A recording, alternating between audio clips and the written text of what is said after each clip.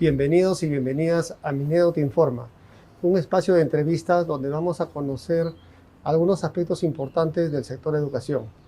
En esta primera oportunidad y nuestra primera entrevista tenemos el honor de contar con la presencia de nuestro ministro Ricardo Cuenca, quien nos contará un poco sobre el tema de la Ley de Organización y Funciones.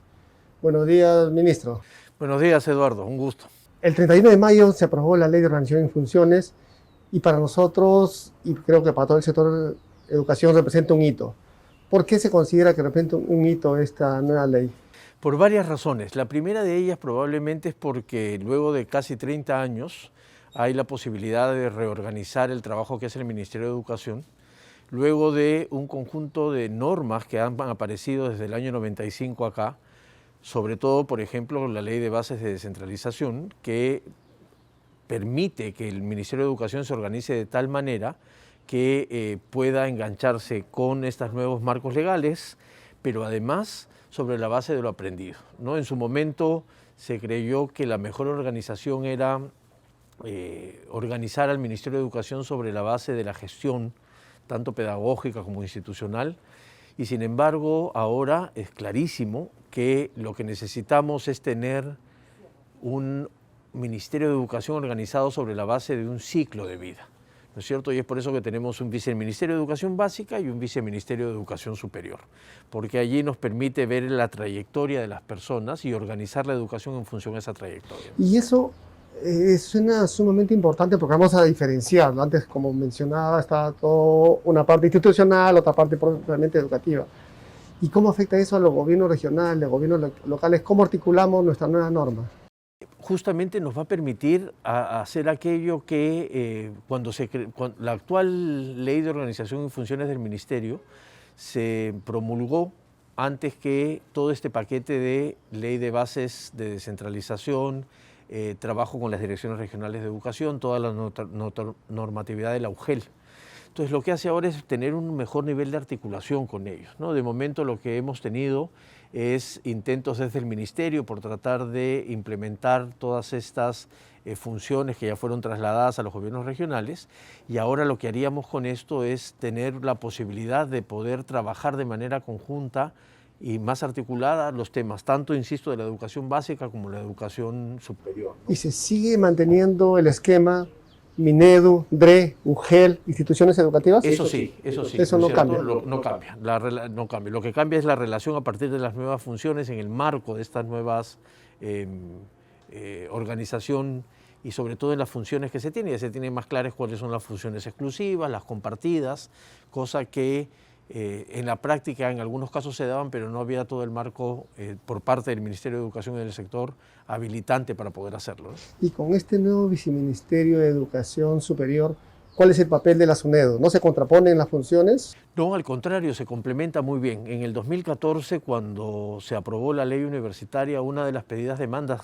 las primeras demandas, incluyendo yo, que las hice en su momento, fue terminar de implementar una arquitectura institucional que haga posible que la reforma pueda continuar de la mejor manera.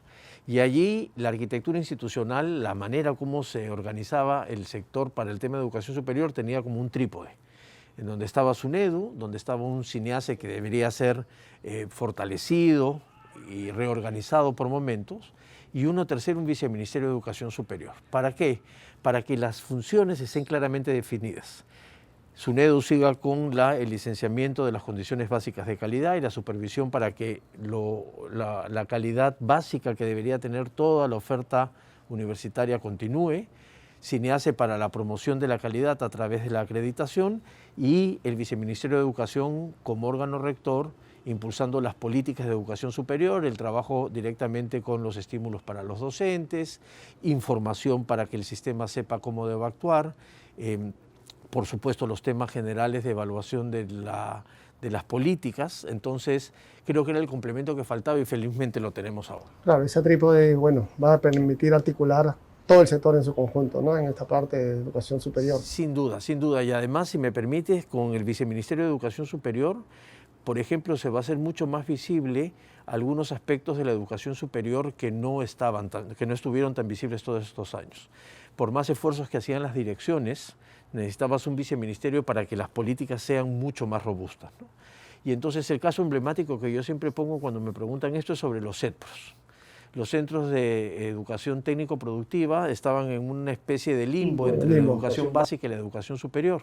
La idea es que ahora estén en el Viceministerio de Educación Superior con mucho mayor protagonismo, porque nuestra definición de educación superior es aquella que te habilita para la vida, para el trabajo.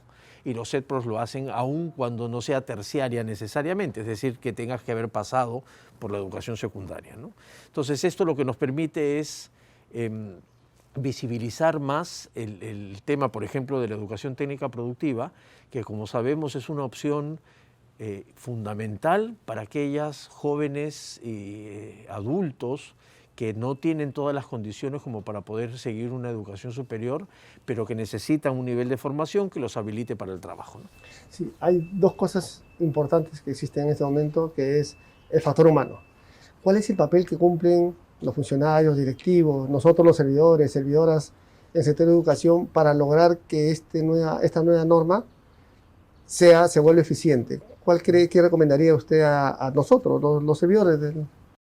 Sí, a ver, lo primero decirle a los servidores que lo que estamos haciendo es tratar de acomodar las necesidades actuales del sector para que puedan hacer un trabajo mucho más eficaz y eficiente porque tienen las condiciones para hacerlo. Y segundo, no perder de vista que todo esto lo que nos debe empujar es a ofrecer un mejor servicio a los ciudadanos y un mejor servicio a los estudiantes, a los docentes, a los directivos, a todos los miembros de la comunidad educativa. Entonces, esperamos que con esto se puedan facilitar esas condiciones para que el trabajo tanto de los servidores como de los funcionarios descentralizados puedan ser los mejores para llegar de mejor manera a los estudiantes, docentes y a toda la comunidad educativa, ¿no? Ok, muchas gracias, señor ministro. La verdad que muy acogedora la conversación y creo que nos va a servir de mucho a todos entender y empujar el carro para que esta nueva ley de ordenación y funciones se fortalezca. A ustedes, amigos, servidores, servidoras, los invitamos a una próxima entrevista y los comunicaremos a través de Conexión Minedo. Muchas gracias.